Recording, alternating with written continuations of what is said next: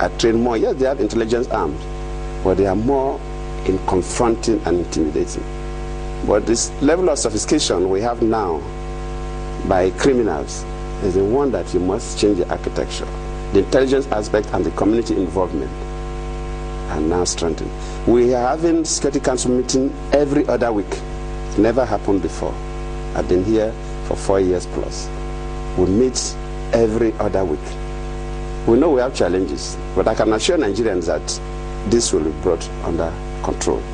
From security, the president delved into power, repeating for the upteenth time that he would turn the power sector around and that process is already in full swing. I can assure you that in the next 3 to 6 months, what we have will continue to go up. We'll continue to improve on the generation.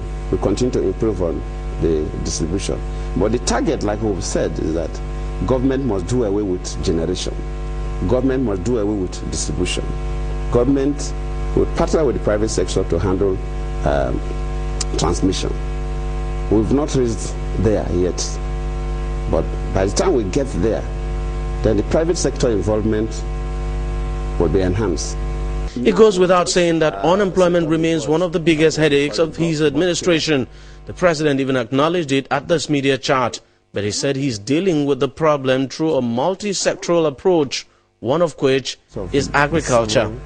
This must create jobs for people, but jobs must be targeted properly. Government alone cannot employ. Government must encourage private sector. That's why our emphasis is to create an environment that the private sector will blossom, so that the private sector generates the jobs, not government.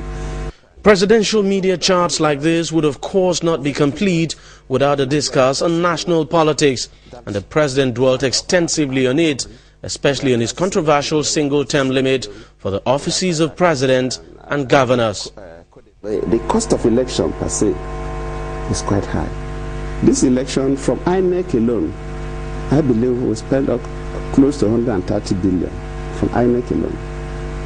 The security is there. The tribunals are there. That is at the federal level.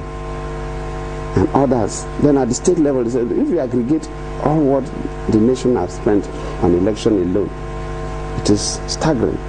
And for a country that now we are talking about power, we are talking about road, we are talking about water, and we feel that every 4 years election, the economy cannot support.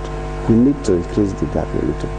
On whether he supports the call for a sovereign national conference, the president simply said there is a need for the people of the country to sit down and discuss on a myriad of issues. What he, however, was not categorical about is under what platform such a discussion would take place. DG Barimasi, Channels Television News. Well, there you have it, put together there by DG, a roundup of what the President's address was about the state of the nation. Well, this morning we're joined by Mr. Olusegun Bamgbade, who is a public affairs analyst. Thank you for coming on this morning. You're welcome. Well, interesting times in the country, not a very pleasant one for the President. Of course, there's no gainsaying the fact that that head should be uneasy by now, but a lot and so much has got on his plate, security all by itself. Perhaps we should even start there. Ordering the Chief of Defence Staff to move into JOS to take a look at some of those matters. And the Governor, as you also did see, the report described him as his response not exactly being what so many wanted. So, how do you see them? Do you even see the CDS order to move into that place, restoring order, as it were? Because the Governor is quoted in some papers and said, only God will solve that kind of problem. What kind of response, and what does that tell you when you hear that? The Governor's response to me is welcome. There's nothing you can do without God. So on that aspect, it's welcome. And the President's action is most desirable. Because if you put a round peg in a square hole, it will not work. Put the people in charge of security to handle security issues. Like the CDS is supposed to handle it. Go in with all his paraphernalia of office and deal with it decisively. You don't just sit down in your office and start playing politics with the issue of security. It's not an issue you just sit down and say, my party member is there. Let the people in charge go there who are not members of any party. Let them go there and do their work. Isn't there something wrong with the mindset? Because you've had so many reports, and those who say, listen, militants, criminals don't advertise themselves. There has to be a lot more of covert moves, as it were, rather than you just moving That is why the president has directed the chief of defense staff to take charge. They know how to handle it. Why are they not able to work with the governor? Why are who? The authorities. Because the governor there seems to be on a different page. No, the governor is a politician. If I'm not saying that's the situation on ground, but if he discovers that he's very, very close ally is among those miscreants, he will want to cover up. But let the CDA, let the man in charge go and deal with the issue. I really appreciate it. I think that we have a good president that knows what he's doing. Okay. Well, anyway, it takes our minds. It all depends on what angle you're looking at this from. Some say once upon a time, even just before the elections, then when one such crisis reared its head in Jos, the governor did say he had no control over security in the state.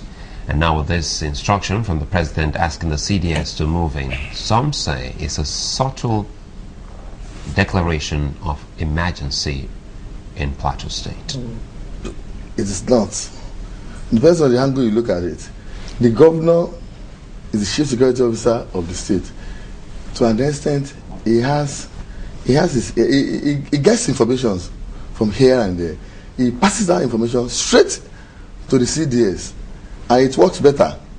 Instead of going through the commissioner of police, through this, through that, let him liaise directly with the chief defense personnel. Aren't we likely to see a worse scenario? Remember, once we saw the women in Jos. They went on rampage, protesting, asking the Joint Task Force to leave. That is, now we're talking about the soldiers, to leave their cities. And now you're getting to tell the big boss man of the soldiers to come take charge of the overall security in Jos Plateau State. They say it just might be one of such protests we'll get to see pretty much later. No, you don't blame the women that protested, because they were hot, they felt aggrieved, and they felt things were not really done the way it should be done. You don't blame them. But the issue is, what they were protesting for, are they okay? Are they right? Do they have